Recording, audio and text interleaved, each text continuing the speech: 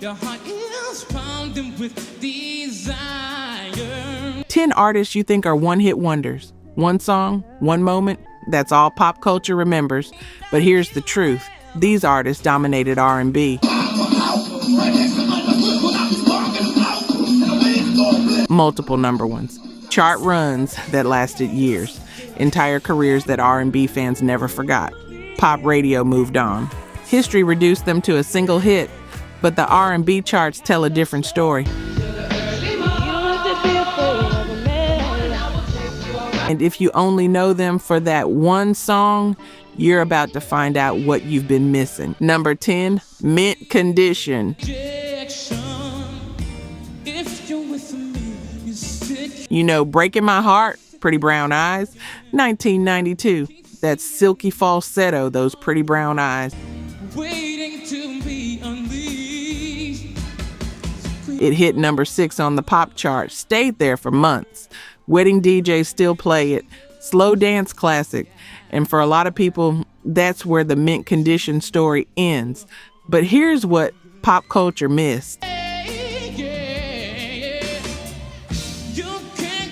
Mint Condition was Jimmy Jam and Terry Lewis's secret weapon. The Minneapolis funk band that could actually play their instruments in an era when everyone was sampling. 7 members, real bass, real horns, real drums. Their debut album went top 20 R&B in 1991.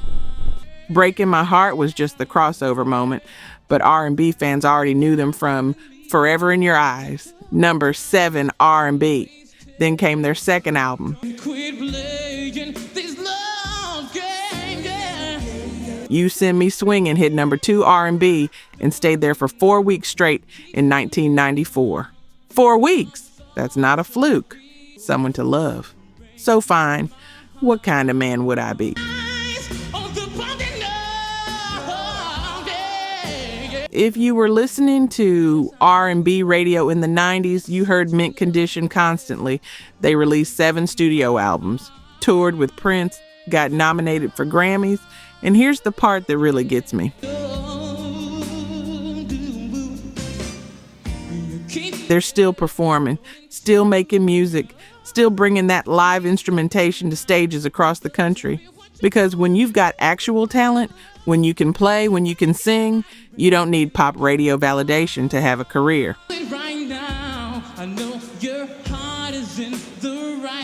But pop culture reduced them to pretty brown eyes. R&B fans knew better. Number 9, Deborah Cox.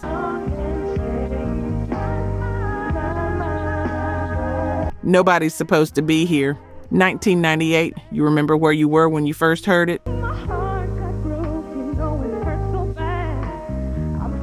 Deborah Cox's voice, breaking, soaring, absolutely devastating. The song hit number 2 on the pop chart, stuck there for 8 weeks. 8 consecutive weeks at number 2. And you know what makes that even more remarkable? It spent 14 weeks at number 1 on the R&B chart. 14, that was a record at the time. But here's where the story gets interesting. Pop culture filed Deborah Cox away as a one-hit wonder. Canadian singer, great voice, one massive ballad, done, except R&B radio never stopped playing her. We Can't Be Friends hit number 1 R&B in 1999. She had 6 top 20 R&B hits total. 6. And then there's The Dance World, 13 number 1 hits on Billboard's Dance Club chart. 13. That puts her at number 23 on Billboard's Greatest Dance Artists of All Time. The woman has range. Broadway star. She originated roles in major productions, starred in HBO shows, got inducted into the Canadian Music Hall of Fame in 2022. First black woman to receive that honor. And yet, if you ask most people, they'll say Nobody's supposed to be here and nothing else. Meanwhile, R&B and dance fans have been following her career for 3 decades.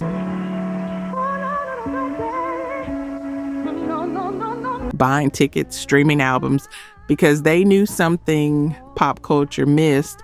Deborah Cox wasn't a moment. She was a movement. Real talk. Only 9% of you are subscribed. That hurts. We're spending hours digging through archives, fact-checking every detail, bringing these stories back to life. And if you're watching this far, you clearly care. So hit subscribe. It's free and takes 2 seconds. Now, to my subscribers, barely any of you have joined the membership. And honestly, that stings even more. You know the work we put in. You keep coming back. If these videos have ever made you feel something, if this music means something to you, join the membership. It's $1 coffee a month, and it's the only way we keep this going. Let's build this together. All right, back to it. Number 8, Tevin Campbell. Can We Talk? 1993, 16 years old with a voice that sounded like silk and honey. Tevin Campbell hit number 9 on the pop chart. R&B fans heard it first. The song went number 1 R&B for 3 weeks. It was smooth, it was mature, and pop radio loved it. Grammy nomination, Soul Train Award, the works. But here's what gets forgotten.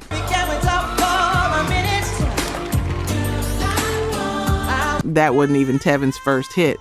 3 years earlier, at 13, he had Round and Round, produced by Prince, number 12 pop. Then came Tell Me What You Want Me to Do in 1991, number 6 pop. Number 1 R&B. The kid was 16 and already had 3 top 10 pop hits. His first album went platinum. His second album, the one with Can We Talk, went double platinum. It had 4 R&B chart hits. I'm Ready hit number 9 pop. Always in My Heart, top 10 R&B, 9 top 40 R&B hits total across his career. And here's the part that really matters.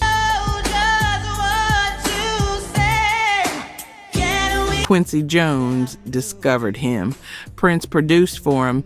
Babyface and Narada Michael Walden wrote for him. The legend saw something special. 4-octave range, vocal control that most adult singers dream about. But pop culture remembers Can We Talk and moves on. Meanwhile, R&B fans remember the whole journey.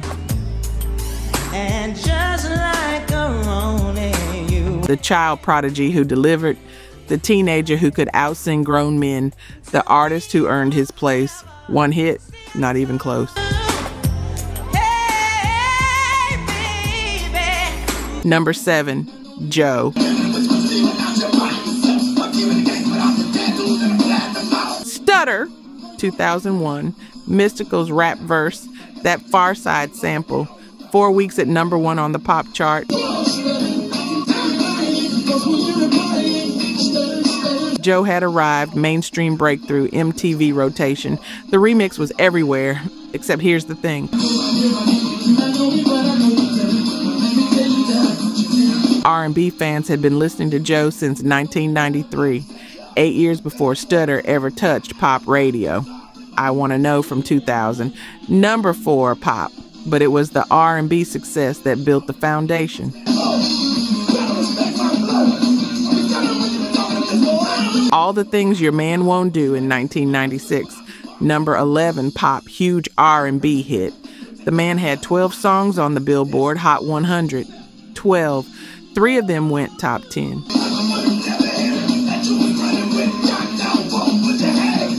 But on the R&B charts, 6 top 10 hits, and Stutter was actually his only number 1 pop song. On R&B, he'd been dominating for years. Don't Want to Be a Player? Good Girls, album after album going gold and platinum. His 2000 album, My Name is Joe, went triple platinum, 3 million copies. That's not one-hit wonder territory. That's a career. and he kept going. Released albums through the 2000s, had another number one R&B hit in 2016, 3 consecutive decades with chart toppers. Billboard ranked him number 48 on their list of top R&B and hip-hop artists of the past 25 years. Number 48, you don't get that ranking from one song.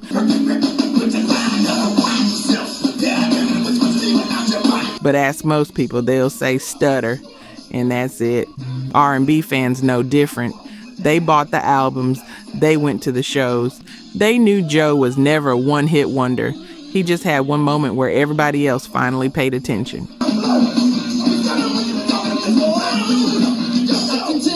Number 6, Shanice.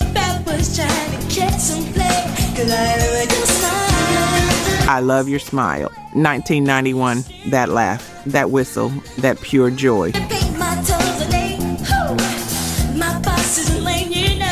Shanice hit number 2 on the pop chart, topped the R&B chart for 4 weeks. MTV couldn't stop playing the video, Grammy nomination. The whole world fell in love with that smile.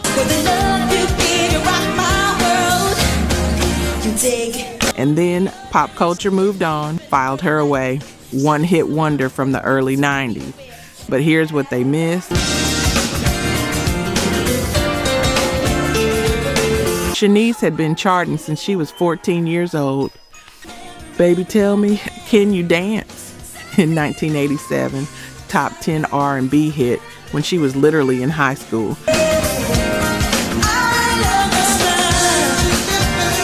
No One Half Steppin', another top 10 R&B hit that same year.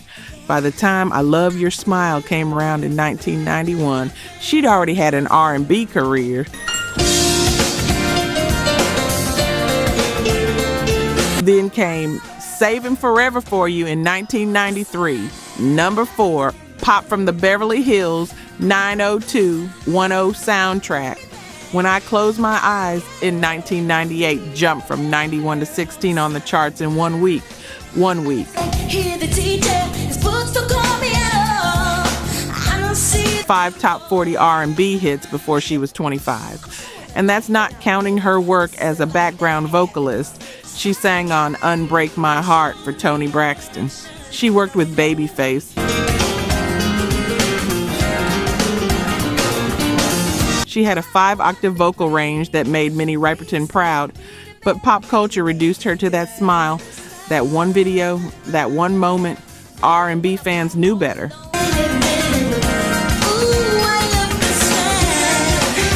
They watched her grow up, watched her evolve, watched her keep creating even when pop radio stopped calling, because talent doesn't disappear just because mainstream attention does.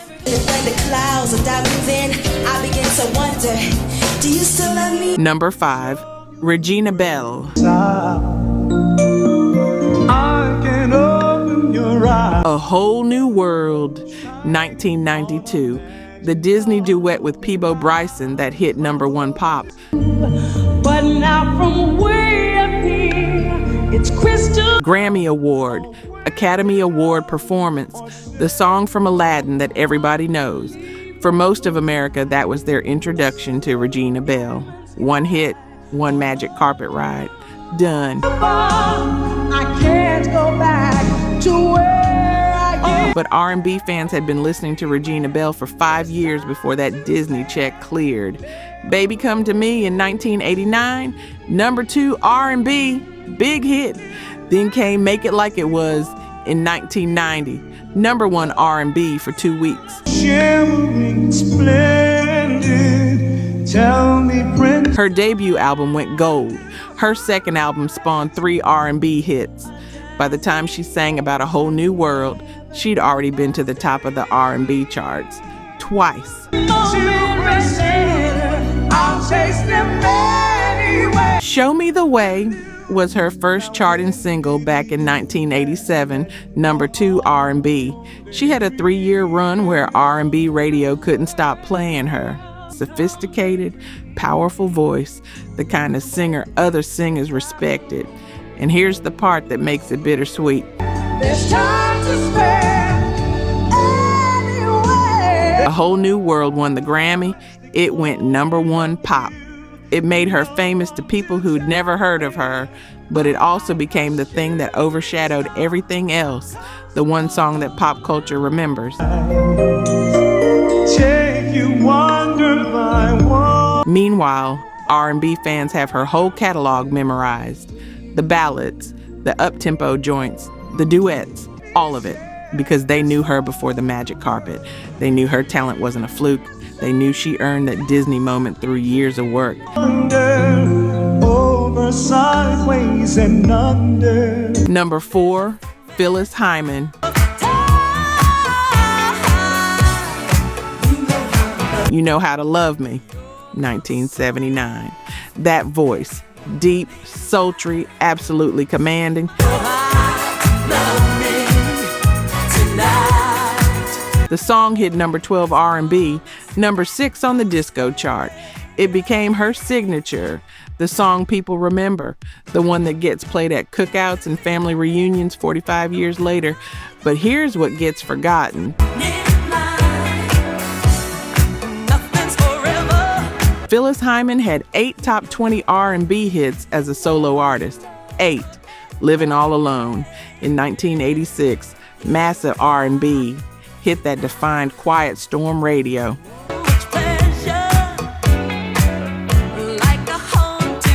Don't Want to Change the World in 1991, another R&B chart success. She released 7 consecutive albums that all charted in the R&B top 20. 7 albums. That's 1978 to 1995.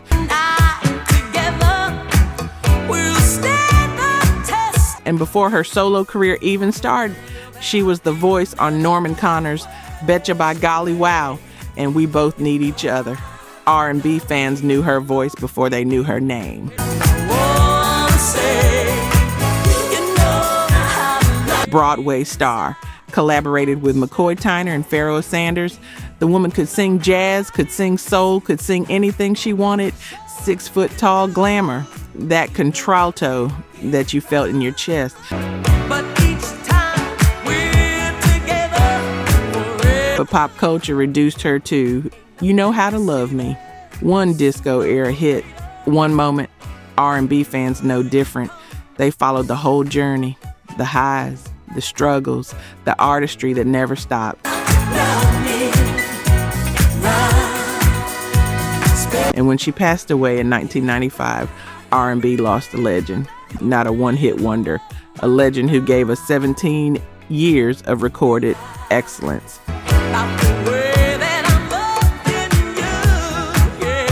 Her music is still here, still moving people, still proving that one crossover moment doesn't define a career.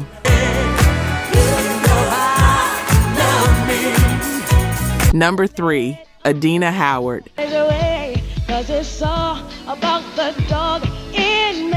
Freak Like Me, 1995. Number 2, pop. Number 2, R&B. Adina Howard came out swinging with one of the most unapologetically sexual R&B songs of the 90s, Hype Williams video, Bootsy Collins sample, That Leather Outfit. The song that made radio programmers nervous and audiences lose their minds. And for most people, that's the whole story. The freak anthem, the one-hit wonder who disappeared. But here's what actually happened. Freak Like Me changed the game. Before Adina Howard, female R&B singers were expected to be coy about sex. Suggestive maybe, but not direct. Adina said, forget that. Just one thing that a man must do.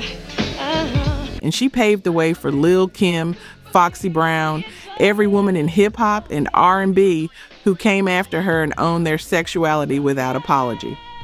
Her follow-up single, Freak, and You Know It, hit number 32 R&B in 1997. Not as massive, but still charting. And What's Love Got to Do with It, with Warren G hit number 32 pop in 1996. That's 2 more charting singles.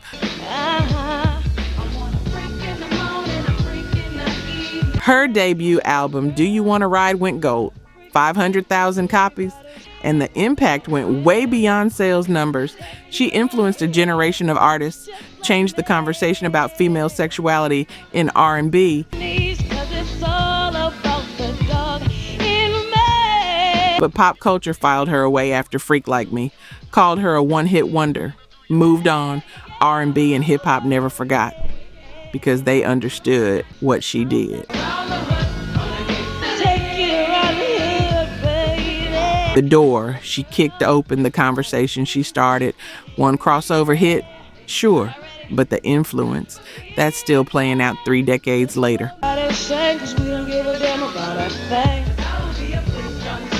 Number 2, Macy Gray. I Try, 1999. That voice, raspy, unique, absolutely unforgettable. Number 5 pop, number 1 R&B, Grammy for Best Female Pop Vocal Performance.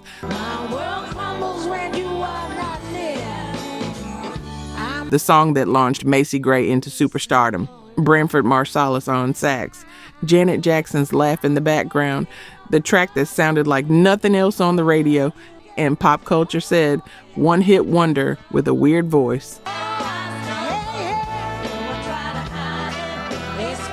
Except, I Try wasn't her only hit. Sweet Baby chart, Do Something got play. Her debut album, On How Life Is, sold 7 million copies worldwide. 7 million. Her second album, The Eye, hit number 1 on the UK charts. Will they go from here? When will they stop? She had a career, multiple albums, acting roles in Training Day, Spider-Man, The Paperboy, 12 number 1 hits on Billboard's Dance Club chart. She's sold 25 million records worldwide as of 2018. But here's what really matters. That voice. The one pop culture called weird, that was her superpower. Billie Holiday influence mixed with jazz and soul and something entirely her own. Critics loved her, purists loved her, musicians loved her. She got inducted into the National Rhythm and Blues Hall of Fame. That doesn't happen to one-hit wonders. But ask most people, they'll say, I try, and nothing else. They won't mention the acting career, the multiple albums, the continued relevance. R&B fans stayed. They followed the journey. They appreciated the artistry because they understood that I Try was the introduction, not the whole story. Number 1, Carl Anderson. Friends and Lovers, 1986. The duet with Gloria Loring from Days of Our Lives.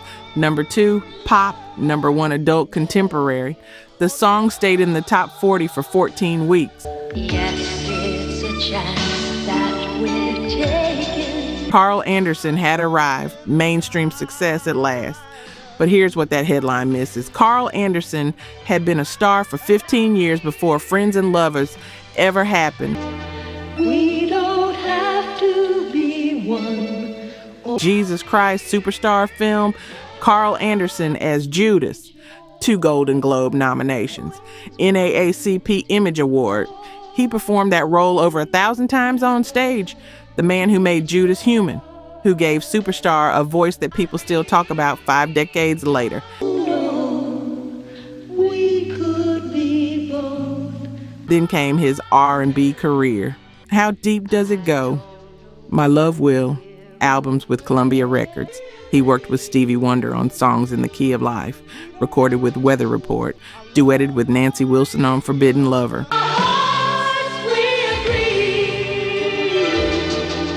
9 jazz and soul albums as a solo artist, multiple R&B chart entries, a career that spanned film, Broadway, R&B, and jazz. And Friends and Lovers was just one moment in a 30-year journey.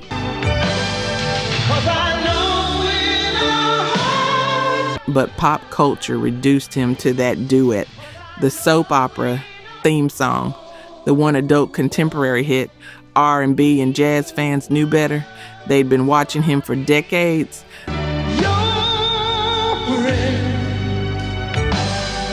The Broadway legend who could also sing soul. The artist who brought depth to everything he touched. Carl Anderson passed away in 2004. And when R&B fans remember him, they don't remember a one-hit wonder. They remember a Renaissance man who excelled at everything he tried, who brought artistry to every performance, who earned his legacy through decades of excellence. We don't have to be one or the other. Friends and Lovers was beautiful, but it was just one song in a catalog that deserved so much more attention than it got.